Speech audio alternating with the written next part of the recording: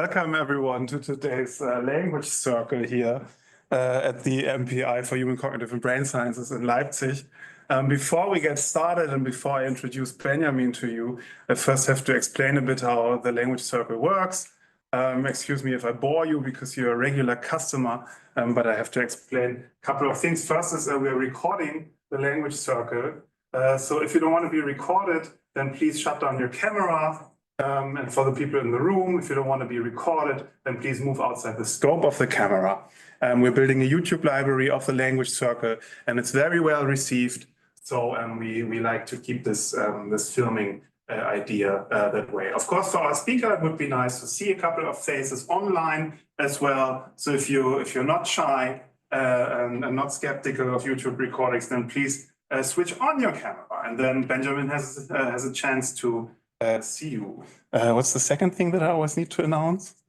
The unmuting thing? Oh yeah, the unmuting thing. I announced the unmuting thing now. The unmuting thing means that you are not allowed to unmute yourself. And that's a safety measure that we took after a couple of funny clowns once did some Zoom trolling on us. And I was so scared that we decided to block the possibility to unmute yourself. So if you have a question, then please make yourself seen through some icon in Zoom or just type your question into the chat. And then Caro is happy to unmute you either during the talk or during the discussion session in the end. All right?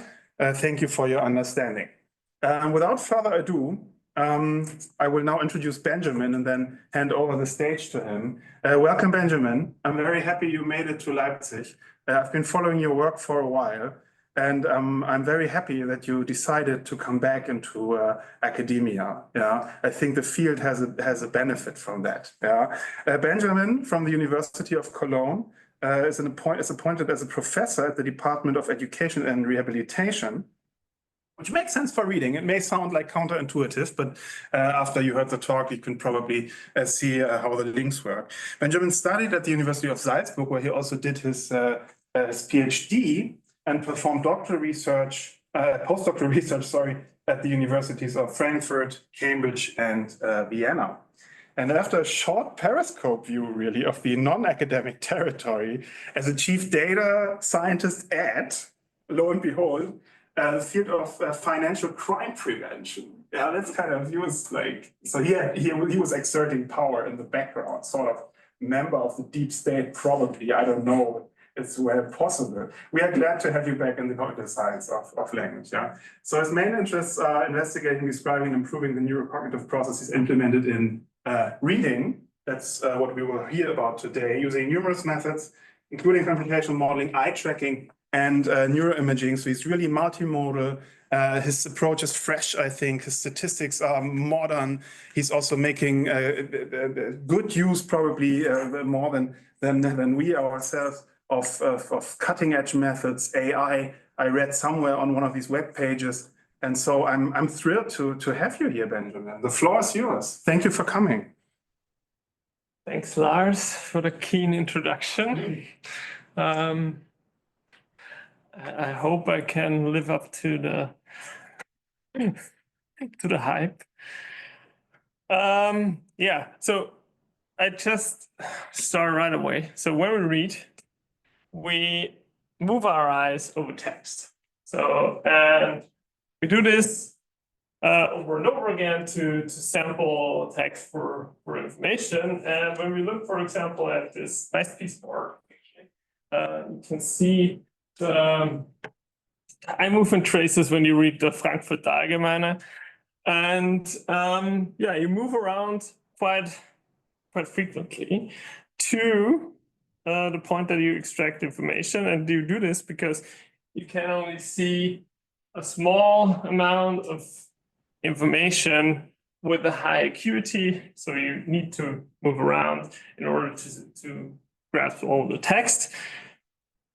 Interestingly, this works quite well for different sizes and different fonts. So it's quite easy to have like a size and font invariant process. So today I want to talk about how we, my idea of how we implement neuro-cognitive processes of visual word recognition and reading. And yeah, my name is Benjamin Gagl, and I started the Self-Learning Systems Lab like 2 years ago in Cologne. And if you are, if you feel interested in something like a German word nerd network, so if you find if you find yourself represented by that name, go to our website. We are a group of similarly minded word nerds, and we do a lot of stuff. So if you're interested in what we're doing, check us out. I have a quite ambitious plan for today. I might not get to every point, but yeah. So that's the reason why I start right away.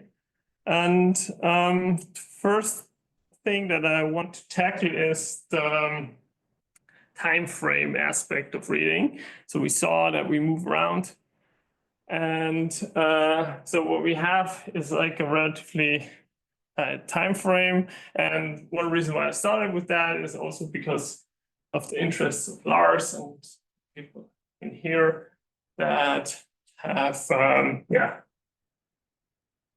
that work on speech, for example. So first part of my talk is on reading at the speed of speech.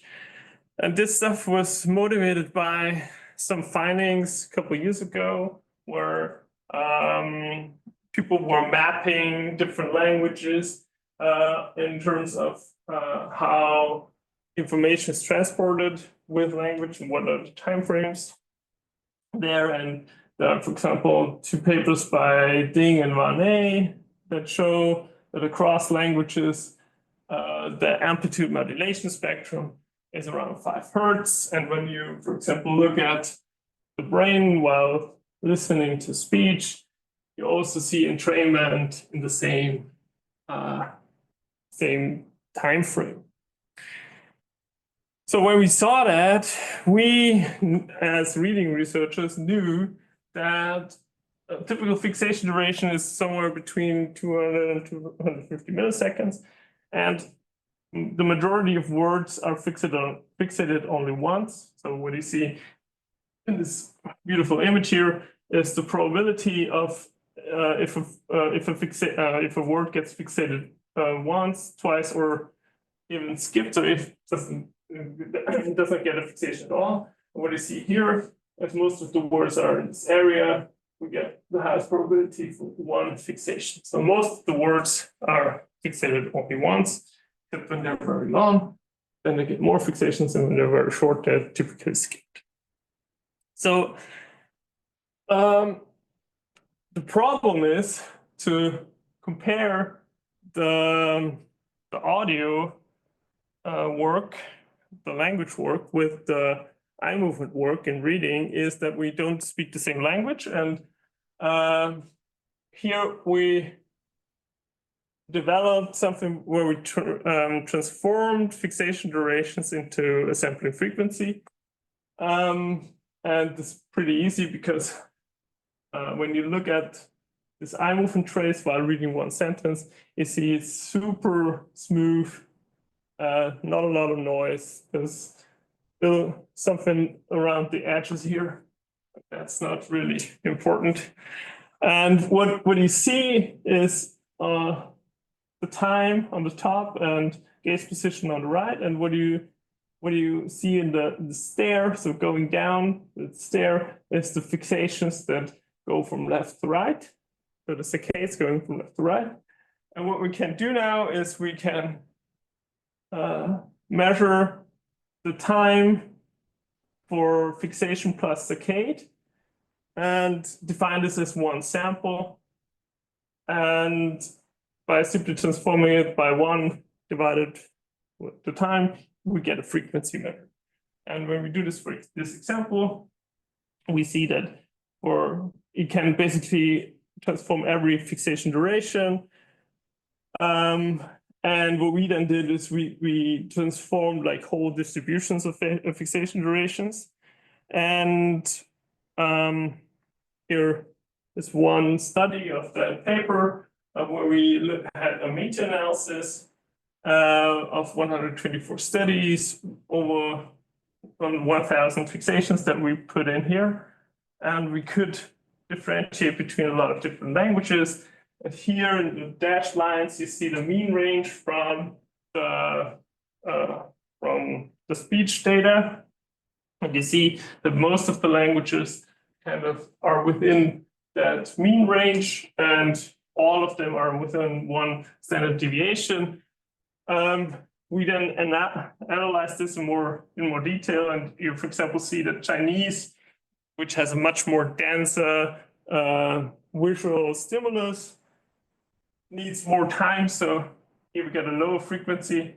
You see, I mean, when you look at different orthographic ideas, you also see like a relationship of phonological depth. So there is a lot of stuff that goes in there, but still overall we're quite in the same range. So we kind of saw that over a lot of studies, it looks like that we are sampling text in the same way as we hear or speak in the audio domain. The next step there, we came up with a study where we got eye movement data and speech data from several individuals. So we had a study with non-native German slow readers and the second study with German readers. And here you can see the modulation spectrum. And we took the peak there, and then we calculated the reading rate. And here you see that the reading rate and speech rate is the same.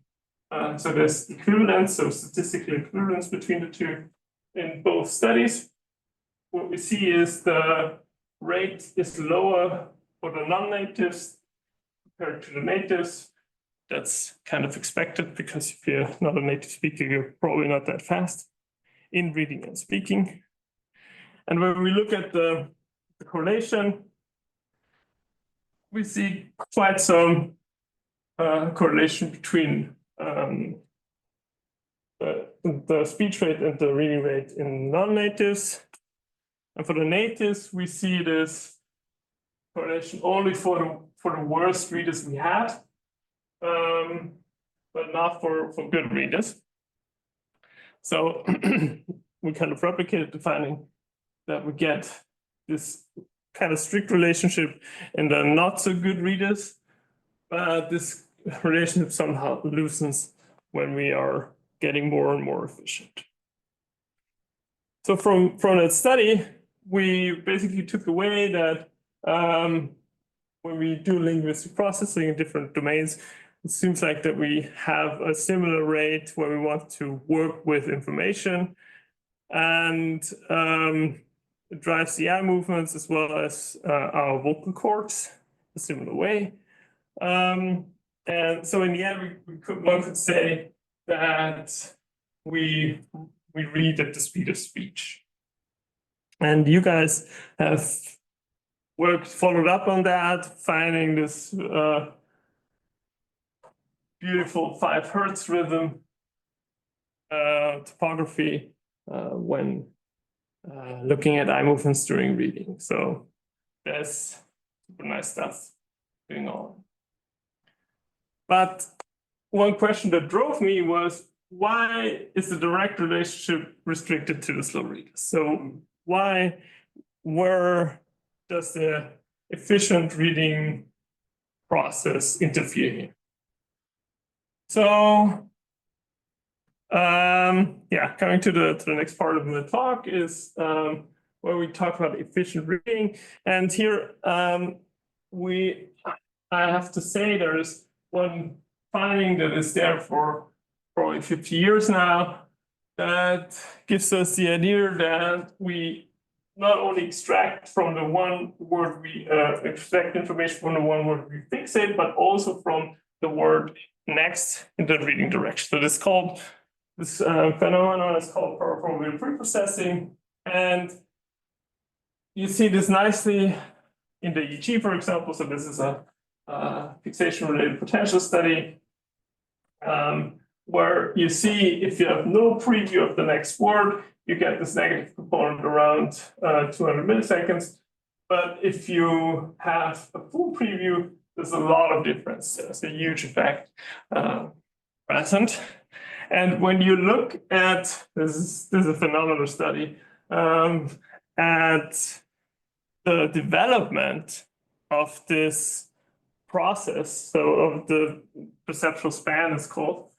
This is a longitudinal study with a lot of kids from Potsdam. They show that when you get more efficient, the span increases to some kind of maximum after, I don't know, 4 or 5 years or something. So if you are a slow reader or a beginning reader, you're kind of more focused on the local aspects of the stimulus, and the better you are, the more you can extract your region where you extract information from in the reading direction. So, and this is one example how you could investigate this. So what typically is done is you present a sentence, and then you insert a so-called invisible boundary before a target word, for example. And this is this gray vertical line. And when your eye, which is depicted in the asterisk here, moves across the boundary, you change the visual stimulus in the way that you either have some kind of visual noise or something like that, as we had here, or you completely have a different word or something. And then you change that, and then it's typically without, people don't really get that all the time. There's some percentage of people that get it, but most of them don't. And then you go on. And what you can do now is look at the processing speed of the word that was either visible in the paraphobia or not.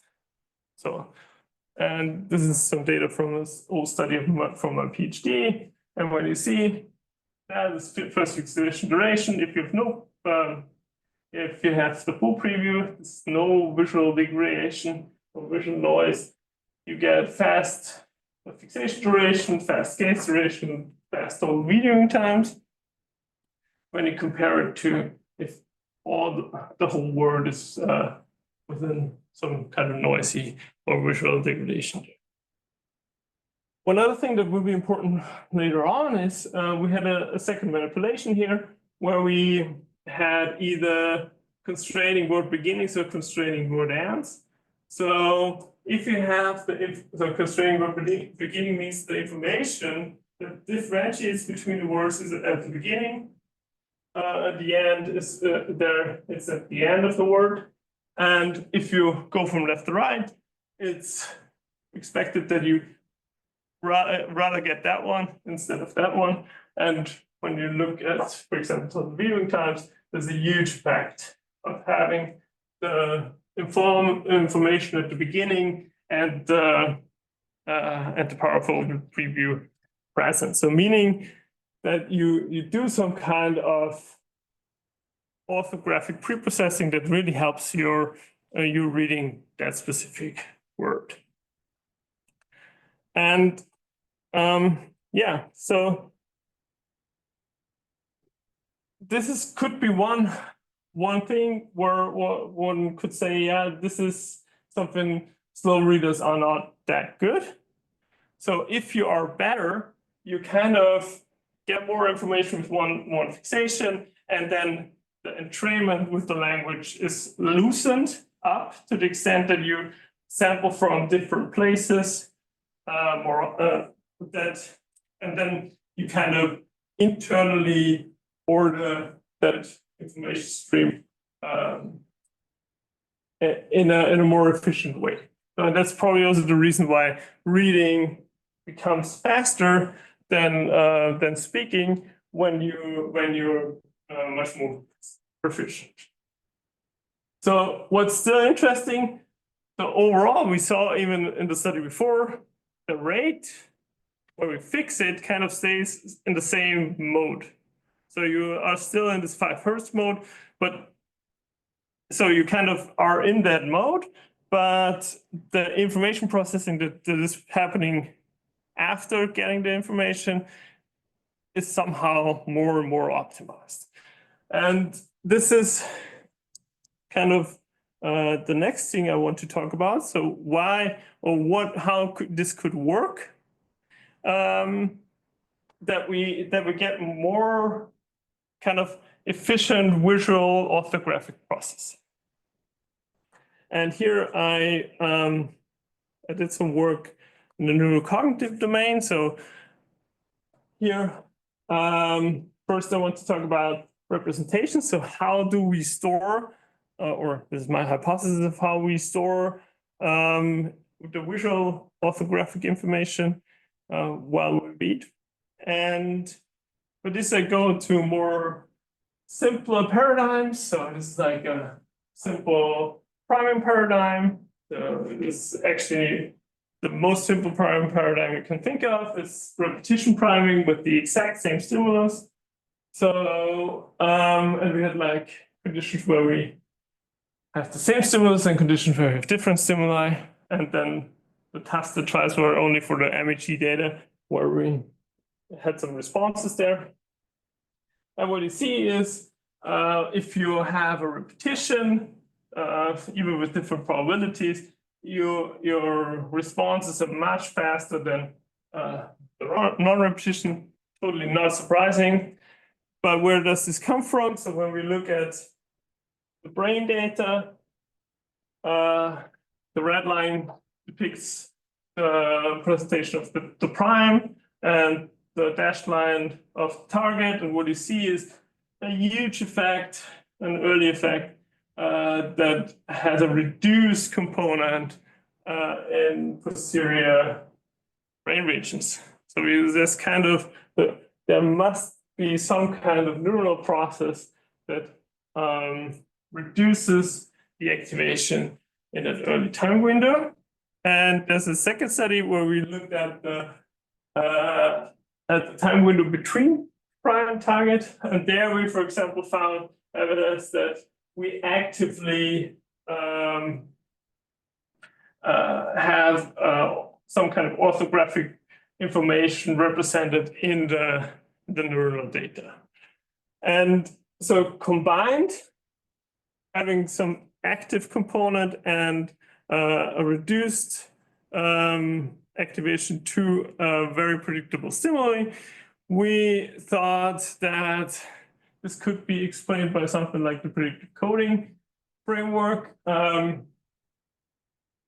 So as defined, for example, by Rao Ballard. So I'm not going to the more complex ideas.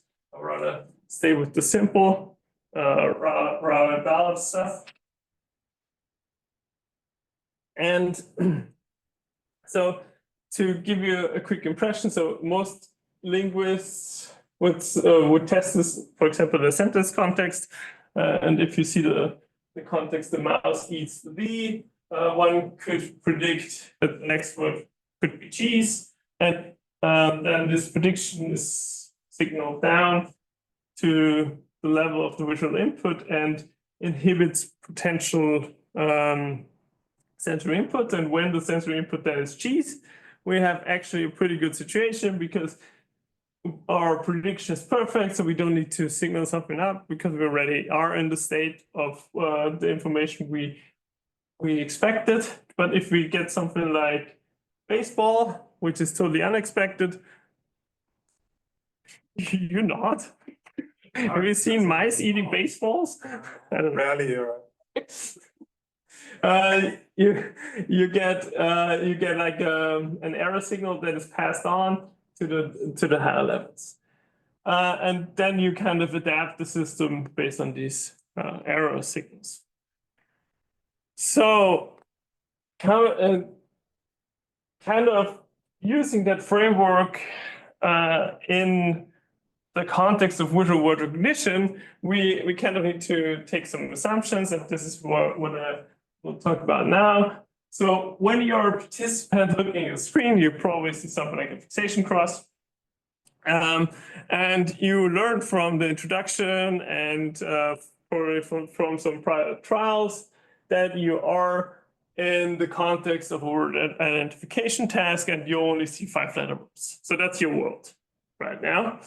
And so the prediction, so our assumption is the prediction could look like something like this.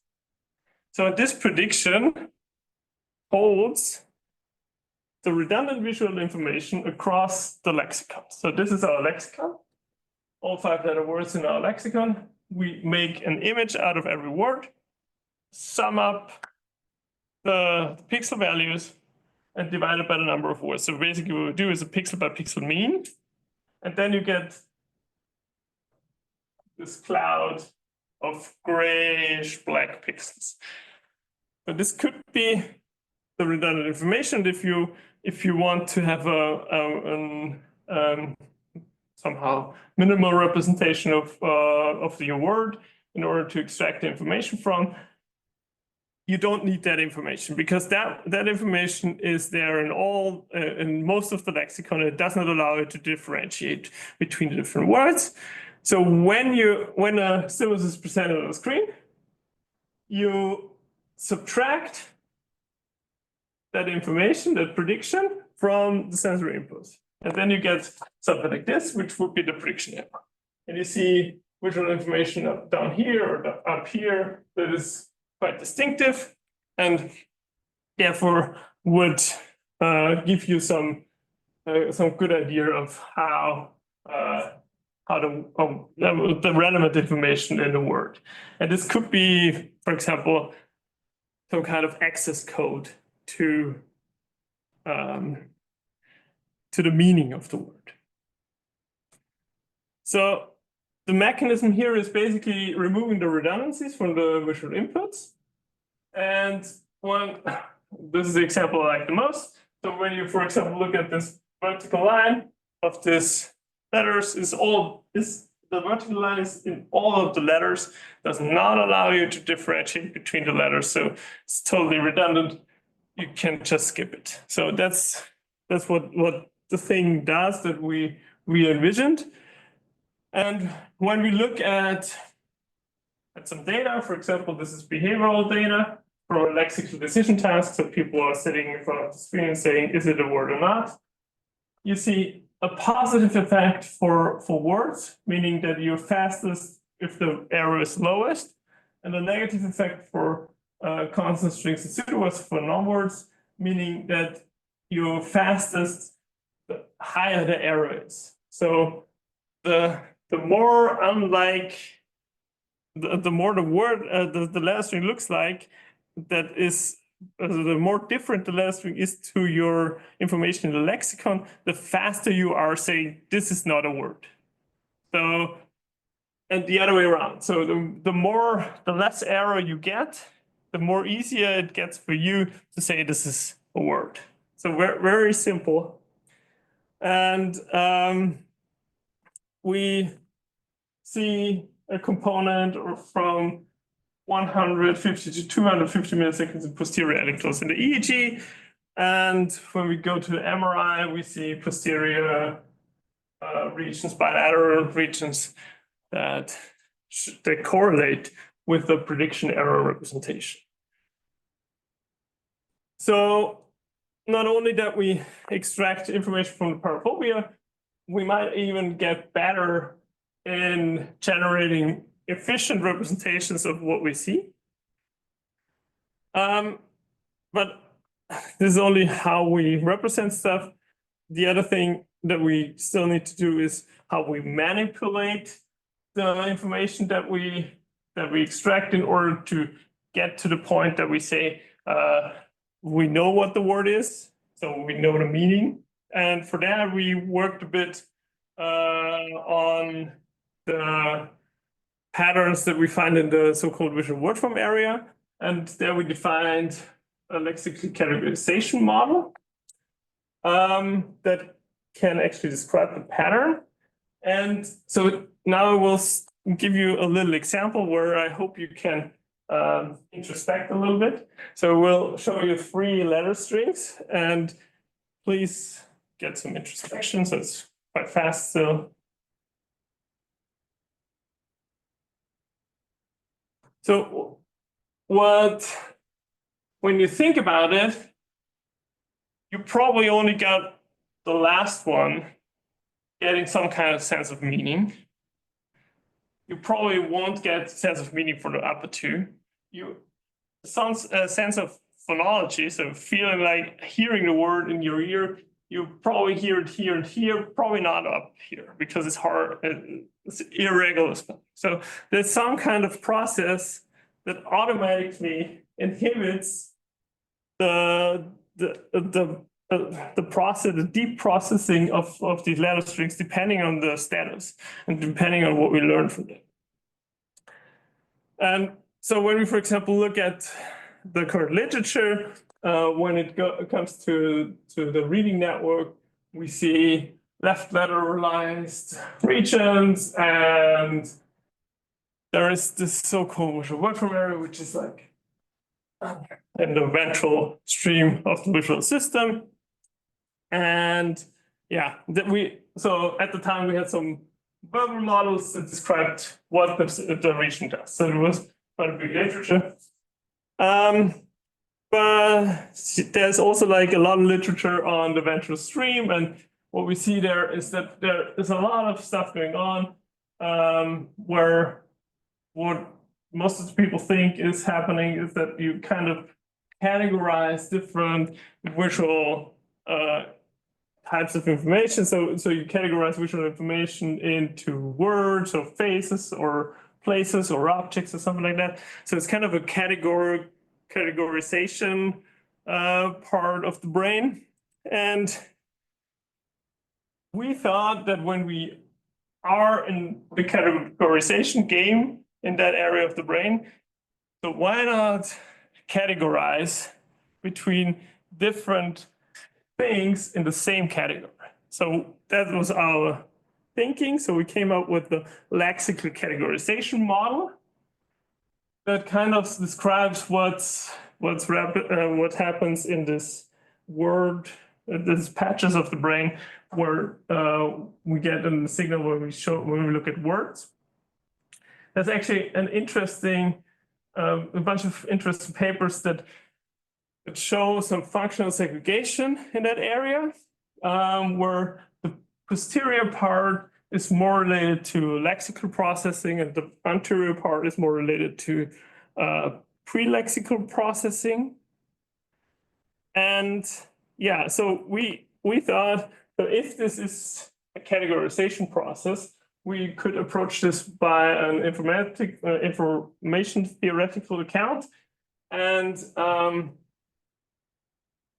this is how we do that. So this is some kind of word likeness measure. And we have here now all the words from the lexicon with a lot of pseudo words and a lot of consonant strings in these 3 distributions. And what you see is high word likeness is mostly present for words. That's obvious. And low word likeness is mostly present in consonant strings, which is also quite standard. Quite obvious, but there's like the pseudo words that kind of lie in between. So these are the stimuli that are used for making some contrasts in the MRI for a long time. So that's the reason why we have these 3 types of stimuli in here.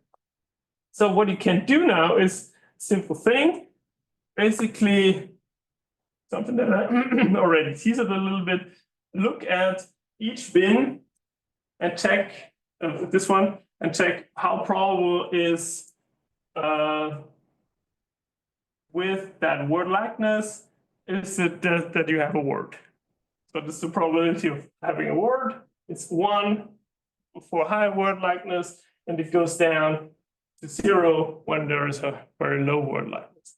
The inverse is happening when you look for is the stimulus a non-word. So that's the inverse here. And the black line basically gives you the difficulty of the categorization process. So how difficult is is it to decide, is it a word or not?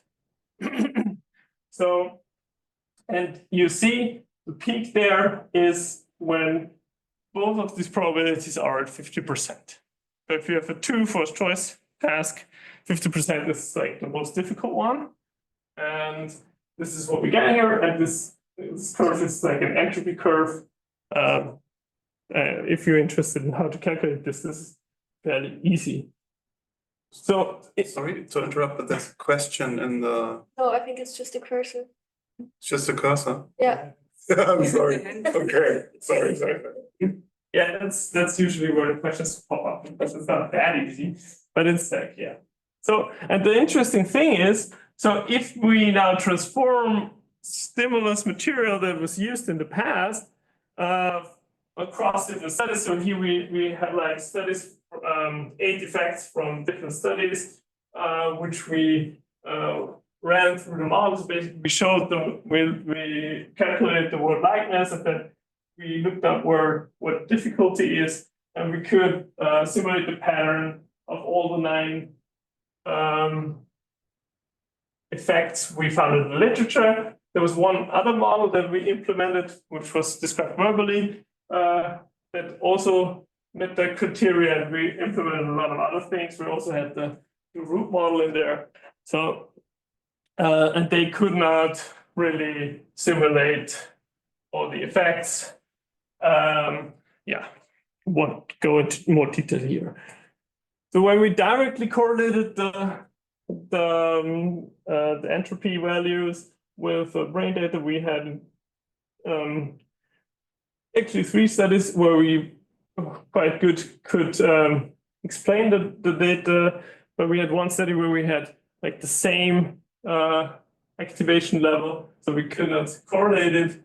But in 2 studies we could, and we found the area showing up repeatedly. And when we compared it to the patterns, compared the patterns that we found in the data for different conditions, when we calculated like an error in contrast to the different model approaches, our model kind of had the lowest error in describing the patterns in 3 different studies.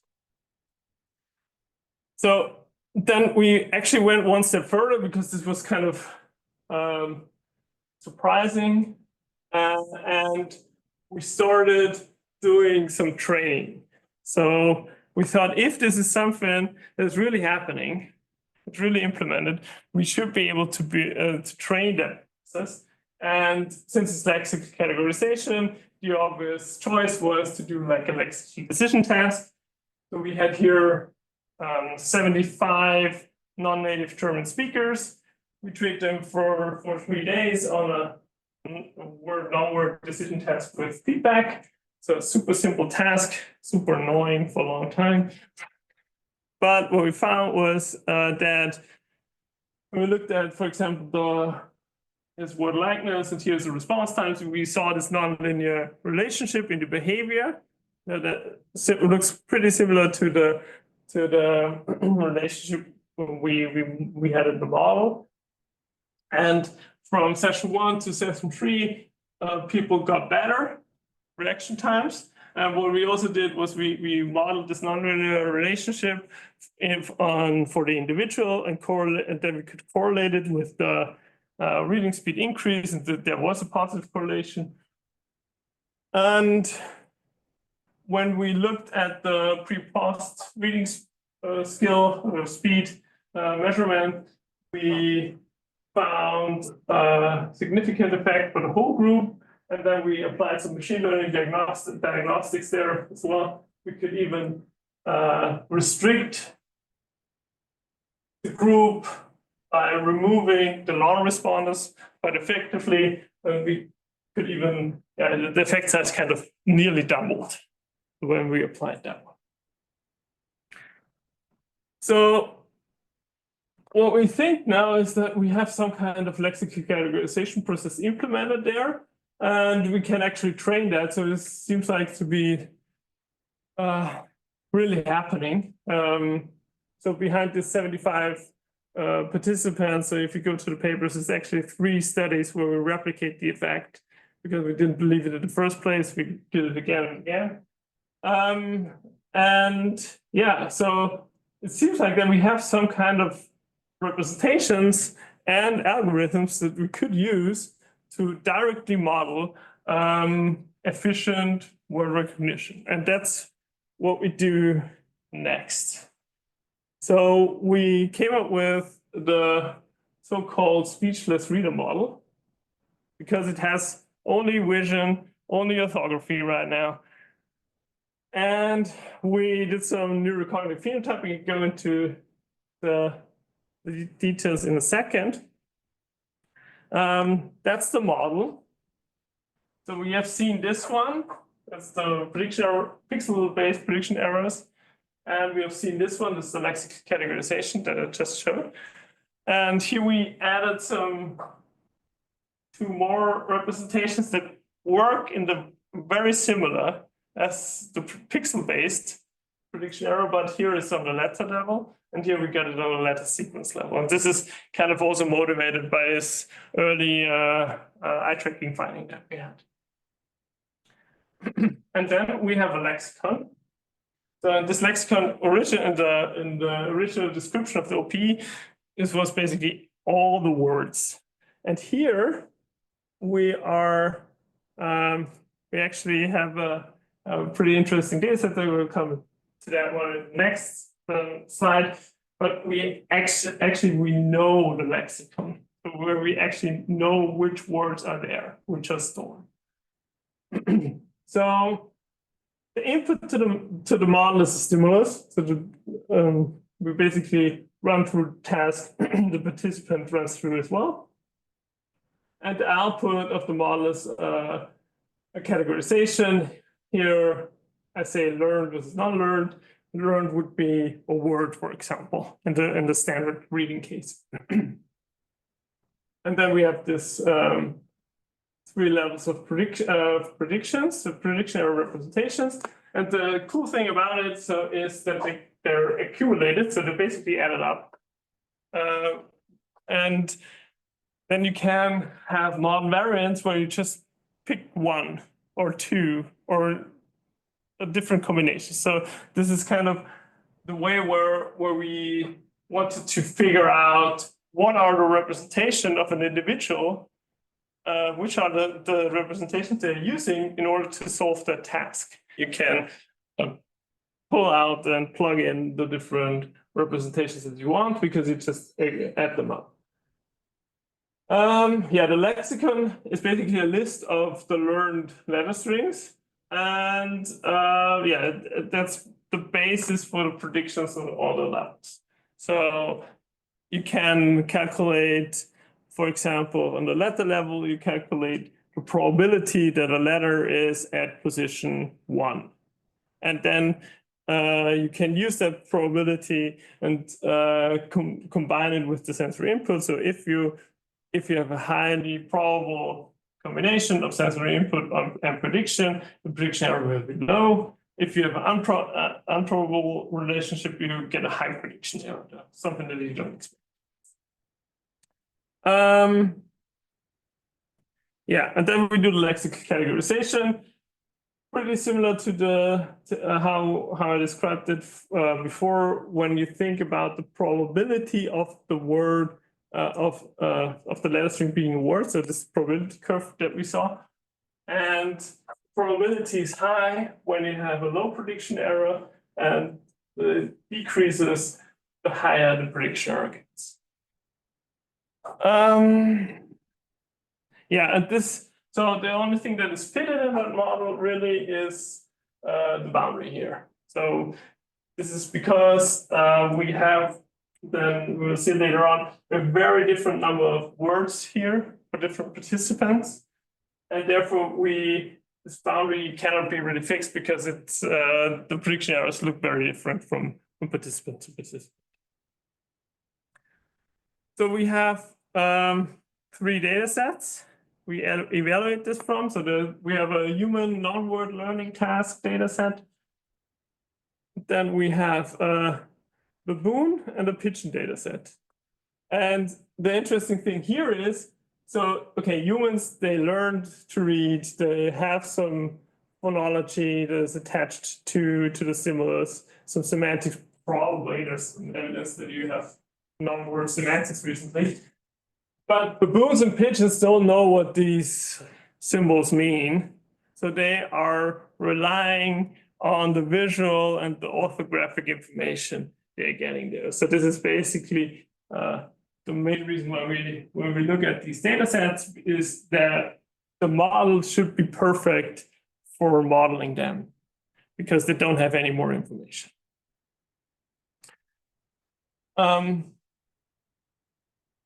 Yeah, so and what we do now is we fit the model to each individual from these three data sets.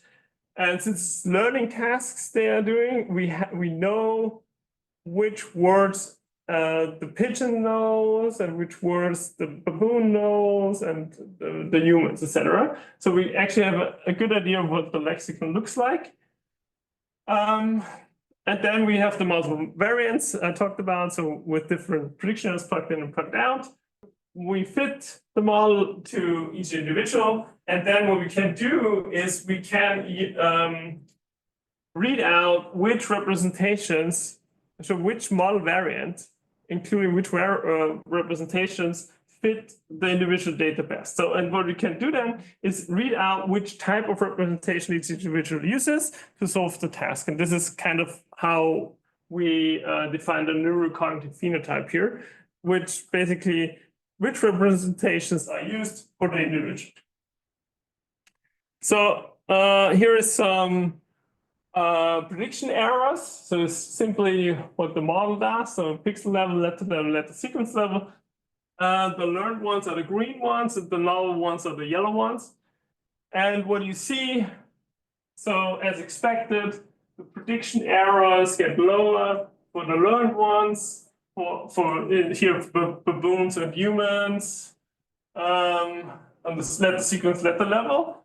But for example, here on the pixel level, we only see this for the humans, but not for the baboons. So this is like really different stuff, and this is all the prediction errors from the best fitting models from the different individuals there. So this is not, so we don't have the same values for every participant because we have different lexicon. When we look at this is response time data, we only have that for the humans. We can, for example, see that for all three levels, we find the same pattern of a positive effect for the learned items and a negative effect for the non-learned items, as we described for lexical decision data, where you have actual words and non-words for a very different task. And we also see this in the accuracy data for the end. And when we then look at the model output, so how good is the fit? So we have model accuracy on the left, and human accuracy, model accuracy in the y-axis and human accuracy in the x-axis. We see a strong correlation. We see it's not perfect for the humans. When you look at the accuracy, model accuracy is much worse than the human accuracy. But this is also kind of expected because the model doesn't have all the representations that humans might have, ergo like phonological stuff or semantic stuff. But when we, for example, look at the baboons, the fits get much better. Accuracy is pretty much there. And so here we get still an R squared from 0.5, and here we go above 0.9. And the same happens for our 4 pigeons we have. So what we then now can do is look at these phenotypes, and these colors here represent the different model variants we used. And what we have to say is for humans and for baboons, we use the same sets of models used. So the colors are the same, kind of. And all the humans and except of one, and all the baboons except of one, use the sequence-based representation.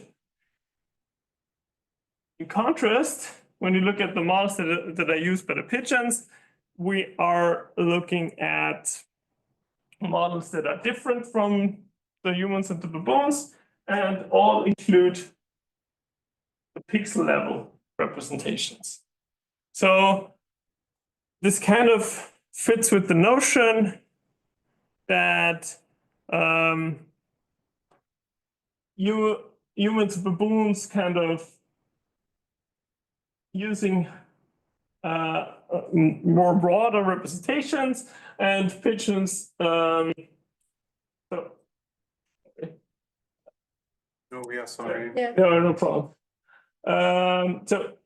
So implement the humans and baboons implement multi-letter orthographic elements for word recognition, and pigeons, I mean, are well known in different tasks for showing a prominent local precedence. So they kind of are focusing more on the visual characteristics of the suit. And interestingly, this kind of also reflects the phylogenetic distance between the animals and the humans. How much time do I have? Keep on going. 15 Okay. minutes. Okay.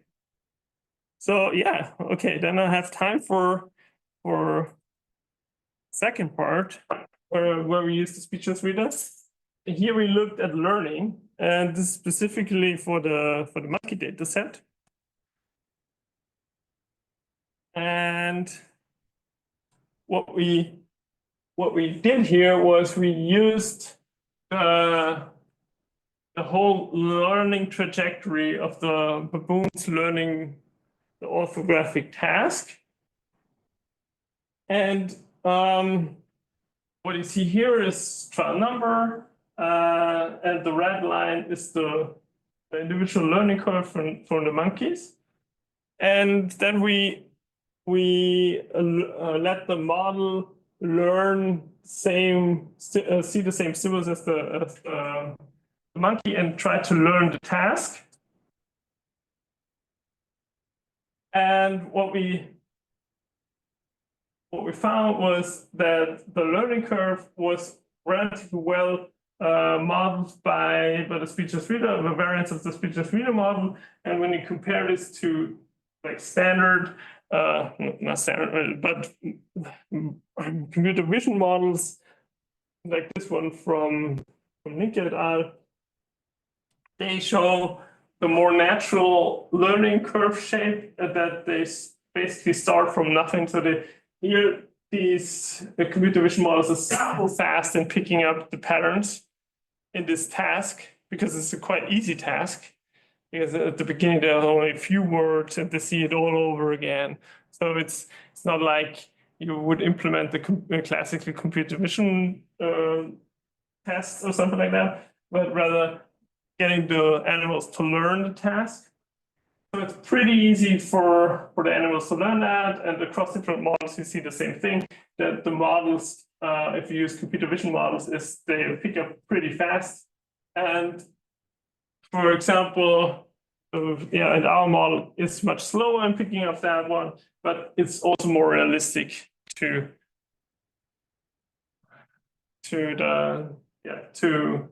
simulating how the learning curves of the monkeys look like. So,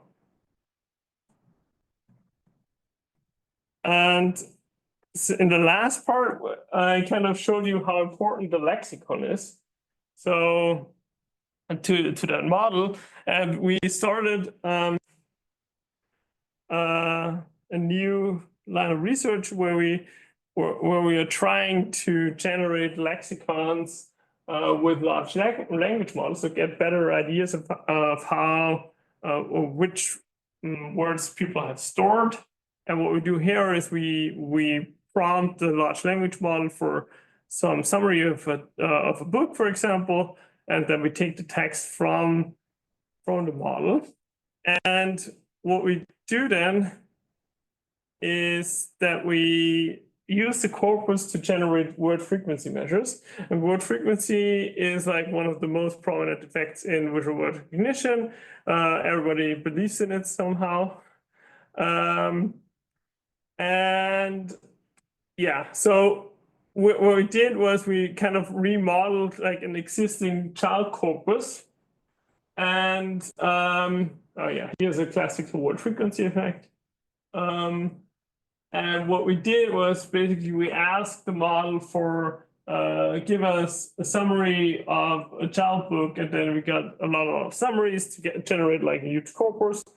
And from there, we could compare the corpus that is generated by the model to like the existing corpus there, and we find some interesting stuff. So this is like first steps into that direction. And for example, what we see is the language models are producing text that is much less lexically rich, but still the frequency measures kind of correlate. So we get some strong correlation there. And what's most interesting is that the estimation of the word frequency effect with the measures we get from the large language model predict the effect in children. So since we are generating a kids corpus here, better than for example, the book corpus. So it seems like that we have now a tool at hand that we could use to generate corpora that are that allow us a better approximation of how the lexicon of an individual looks like. And yeah, one other interesting finding is that we also see that when still it's a better fitting model, but the effect that we get is lower, so we get a lower effect size than when we look at the book corpora. And this is most likely because we get a lot of words that are not in the corpus that is generated by the models, but is in the corpus of the child X, for example, where we think that there might be what is it? There might be some bias towards adult language since the books are written by adults. So there might be some adult bias there. Yeah, but this is work ongoing. We do a lot of stuff there. And yeah, it's quite interesting stuff. So let's sum up.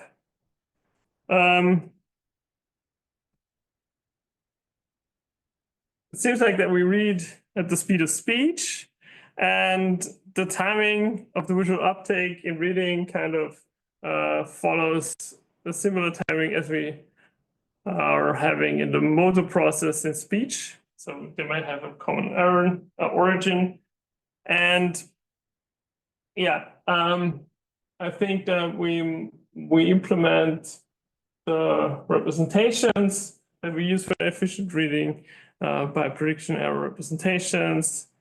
And yeah, we can even train this described processes effectively, and the speechless reader might allow us to get a better understanding of visual orthographic processing in efficient reading. So I want to thank all my collaborators that were a part of my work. I want to thank you all for your attention, my funders. And yeah, if you want to contact me, it's all the possibilities are there. Thank you, Benjamin Gagl, for the rich presentation. I'm still like trying to digest everything. So many associations and questions that came up, but I want to start with people from the online audience in good tradition and see whether there are any questions online. Please raise a hand. But that's Sabrina Turka has a question. Hi, Sabrina. Yeah, thank you for the great presentation, Benjamin. I think there was a lot in there. that I have questions to. Maybe just to start with your first project or the first study, you mentioned this meta-analysis, and I was wondering, you briefly just mentioned orthographic depth, but I also remember, if I remember correctly, that you had English and Italian next to each other, and you had Chinese and Japanese quite on the very, well, very different ends of the continuum. So I was wondering, so do you think there are any effects on orthographic depth and the writing system of the language, or were there none?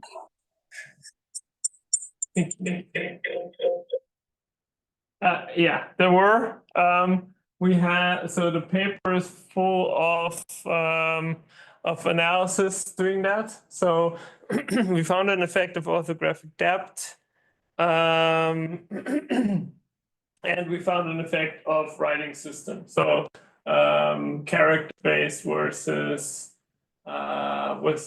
alphabetic languages. So there was significant effect, and we found a significant correlation between orthographic depth and fixation duration, with the effect going more time for languages with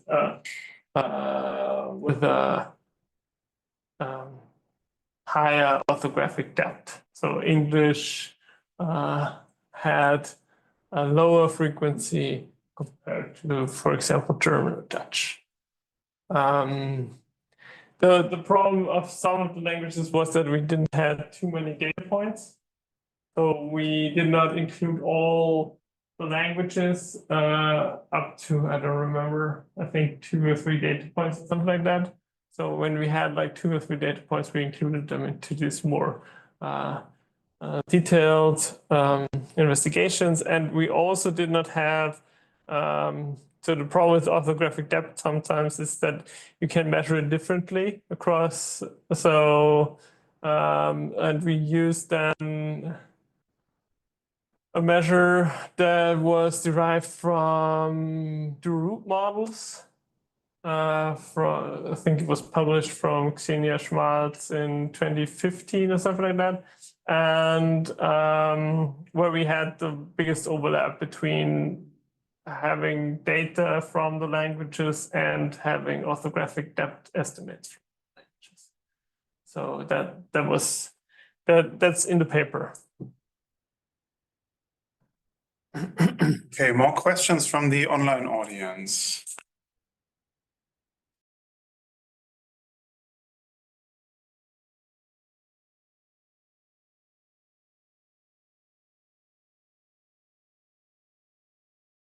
Inside audience, any questions here? Thank you for the presentation. I really enjoyed it. Very cool, especially the baboons and the pigeon, the comparison. I thought it was very nice. I was also wondering, it seems that mostly you used, if I get it correctly, it was mostly just lexical decision tasks. Yeah. The model is very geared towards somehow categorization. Yeah. How do you think, I mean, how in more of a bigger context of language processing, what do you think is the role played by lexical categorization? So do we really need it? Is it 100%? I'm thinking of these ideas of, good enough processing. So the idea that you don't necessarily need to, things don't necessarily need to be right to keep going or to understand meaning from things that are actually wrong. So the way I think about this is that, so when we learn, it's obviously important. So when we don't know a lot of words yet, we must identify words I don't know, because the behavioral consequences are very different one. So if I know the word, I kind of decipher the code and then I get to the meaning. If I don't know the word, I need to go a very different road. I need to, I don't know, check out the lexicon, I need to check out Google or whatever to get new information, to learn what the letter string means. That's a very simple consequential thing that happens. Here we kind of came up with that model because when you look at the neuroimaging literature on the visual workflow area, these stimuli are used all the time to generate contrasts. So because you cannot interpret the signal as it is, you kind of need to make the contrasts. And that's the reason why there are different types of non-words and with different shapes and so on. And whole research careers are based on specific contrasts. So that's the reason why we went there with that approach. But still, so if you are not good as the language learners we had in this training studies, they also, I think, so it's hard to say now, but when I look at the data, I get the feeling that they not only do the categorization better, they also kind of tune the system to the new language they're learning on the different levels. And you, with every new word you kind of add to your lexicon, the system changes as the predictions that come into calculate prediction errors are updated, and so the whole, you get into the mode of the language in terms of which orthographic representations are there, and you can reliably use to decipher on what's happening. And for example, when you just use a computer vision model or with the baboons, so they don't know what it means, they still can do the task. So there is some, so if you do the task, they kind of, I mean, they learned it, and also computer vision models can learn it. So there is some kind of information stored in this visual orthographic part of the stimulus that allows you to differentiate that. So if you get more efficient, you have this visual orthographic adaptation that you can, these representations and that you can adapt to the language that can help you to implement the reading process more efficiently. So that's where.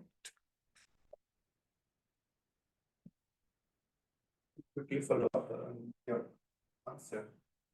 Humans also, the data set was on non-words, right? So they also don't really know what the words mean, right? Yeah. But the difference that we seen between humans and baboons, even though you use the same model that are the best fit, it was a bigger contribution of the sequence feature, right? Yeah. So do you think there is something special there?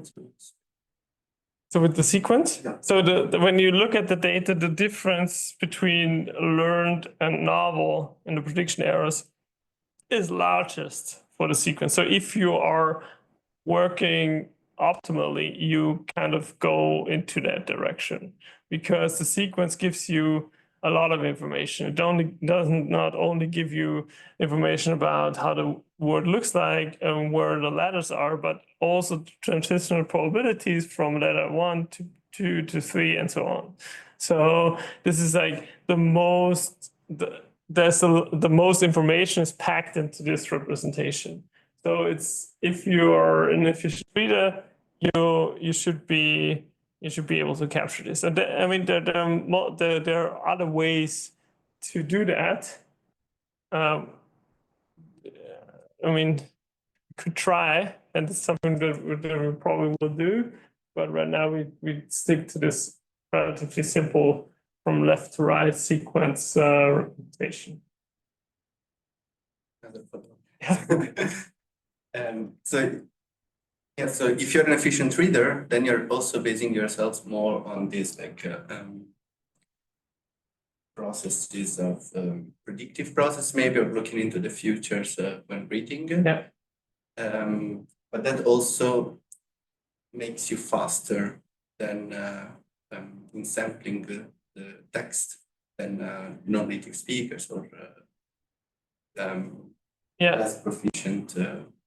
No, I mean, right? Yeah, but what we see is that so when we look at this sampling rate study, so at the beginning, the interesting finding is that we sample still with this 5 hertz, even if you're efficient, but we sample more information per fixation. And what you also see is the better you are, the longer your saccades get, for example.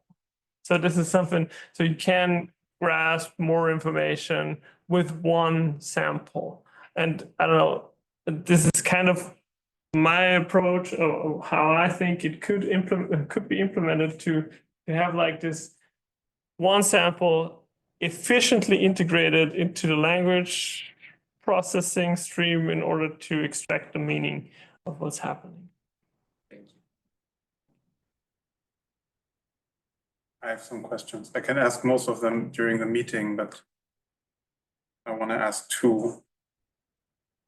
The first one was really probably boring, but in the priming study, have you looked at maybe I misunderstood the graphic you showed at the bottom of the slide with the data between the presentations. So I'm thinking when I saw the evoked responses, I was immediately thinking, and you've been trained in Salzburg, so well, I think Wolfgang Klimisch used to work. So how about the pre-stimulus phase? How about the alpha band? I was immediately thinking about something like the predictive inhibitory, disinhibitory processes being affected, and then that modulating the evoked response to the second presentation, kind of, because there's a bit of work on like pre-stimulus alpha also in the MMN literature on reading and dyslexia, in particular switching of attention, etc. So did you analyze that pre-stimulus? Yeah, now you bring me to a place where I have very faint memory. So I remember that we got like a really strong pre-stimulus beta effect. Yeah. Because also the sequence was very tight, it was always the same. So like 800 milliseconds, 800 milliseconds. Yeah, it's very short. Yeah, okay. But I don't, so we looked at it and I don't remember the exact pattern. So this classical, with our thing what we looked for was this beta gamma idea when it comes to predictive coding. And as far as I remember, we couldn't extract a signal there. Yeah, no, it's tricky because when the interval goes below like a second or so, then the evoked responses dominate the spectrum and you can't really analyze that. Okay. And the second question was, it's like probably an option for you for making money. I mean, thinking about fonts, and of course, you have to present your stimuli in a certain way and you calculate your prediction error. I actually love the idea of like DFG. Thanks to I have a project that looks exactly at font invariance. So I started looking at font invariance a long time ago.